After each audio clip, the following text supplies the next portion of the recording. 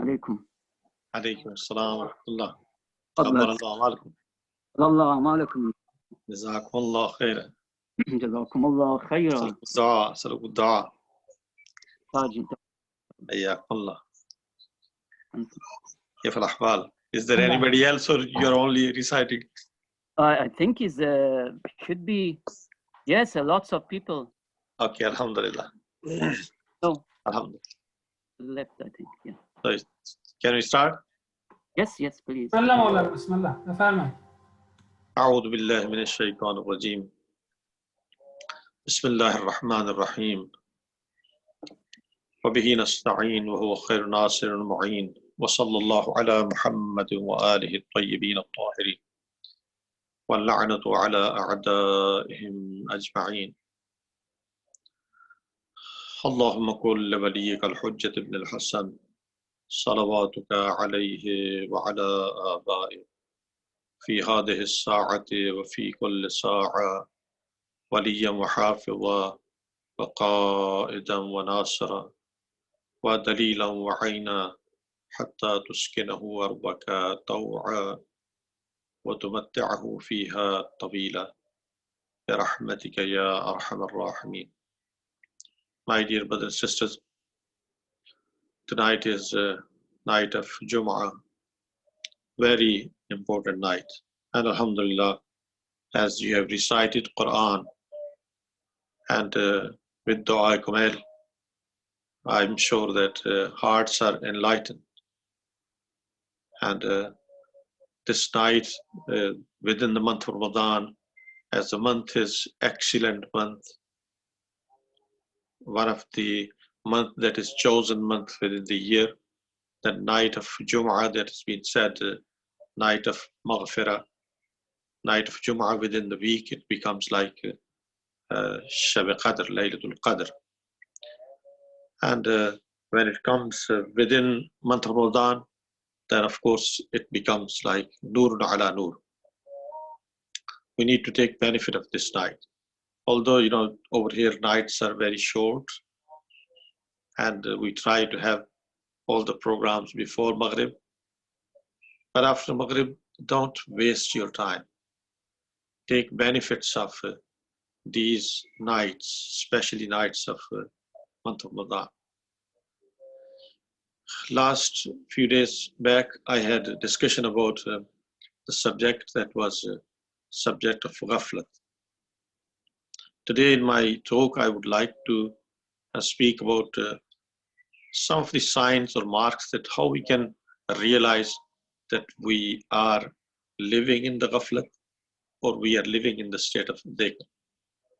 So what are the signs of ghaflat? So of course, you know, if we like to test ourselves, we can judge ourselves, we can do muhasabah of ourselves. Don't do muhasabah of rest of people, do muhasabah for yourself. Sometimes, you know, we try to judge other people. That's not good job. It's not good. When you like to judge yourself. Hasibu qabla an tuhasabu. Before your accounts are made, make your own accounts. And we are responsible for ourselves. We are not responsible for the rest of people. That's why it's very important that sometimes we need to do our surgery. We need to look at our own selves, or sometimes speaking with our nafs. As you know, Amirul Mu'mineen, when he says in Dua Kumail, khada'atni dunya bighururiha. This dunya has deceived me. This kind of behavior, you know, in prayers sometime, after the prayers, you can speak to yourself. And this nafs also has a language, it understands you. And see where we are wrong. What did we do something wrong? There is a muhasabah every single day. At the end of the day, at least look at the day. How did we spend our day? Did we do something important today? Every day that is passing, it's actually going to the other world. We are actually making our barzakh with our spending the days and nights. So let us see what are those signs that through those signs we can understand and realize what is ghaflat, and do we have ghaflat? Are we living the state of ghaflat?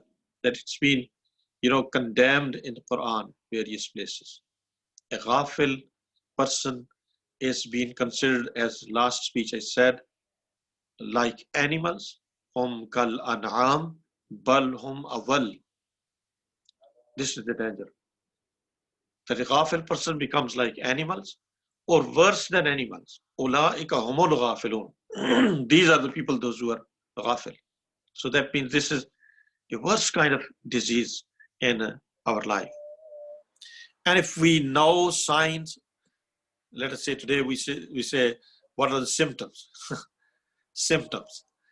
So we like, if you go to hospital, or maybe you call hospital, and you can say that I'm feeling some sort of problem. Maybe it's coronavirus or not. They're going to say to you that what are the symptoms of your disease? So we would like to see what are the symptoms of this disease that is called ghafla. One of them, it's been said, the person who is ghafil, he would not like to come up front and do something in the first stage. So he would stay behind in everything. Most of things that he does not have that courage, that he would like to take the lead. He would like to be in front rows. In the fiqh, it's been said that when there is Salatul Jama'ah, the first row has more rewards. So many people, there are really believers, those who would like to come up front and would like to stand in the front row. Yes, there is some sort of bad behavior sometimes. People, those who set their place, and they would like to stand completely behind Imam, and they think that they have this capability. Yes, if there is somebody who is really muttaqi, is an alim, that he can take place of Imam, that let's say, for example, if something happened with Imam, it's been said in the fiqh that Imam has some problem, his wudu got invalid. So there can be possibility sometimes, Imam is Imam leading the prayer. He's not Imam Ma'asum. So there is a nice story that Qarati used to say that I went to somewhere and I wanted to go to sleep, and I asked people, can you wake me up? And they said to me that, oh, Maulana, should we wake you up, or you have to wake us up? And then I said that, why? What's wrong with that? They said, you are Maulana. And I said to them that, yes, I am Maulana, but my sleep is not Maulana. There is possibility sometimes, Maulana also, his wuzu got invalid. That's why fiqh says that somebody has to be standing right behind Maulana, that he can take, lead, and he can go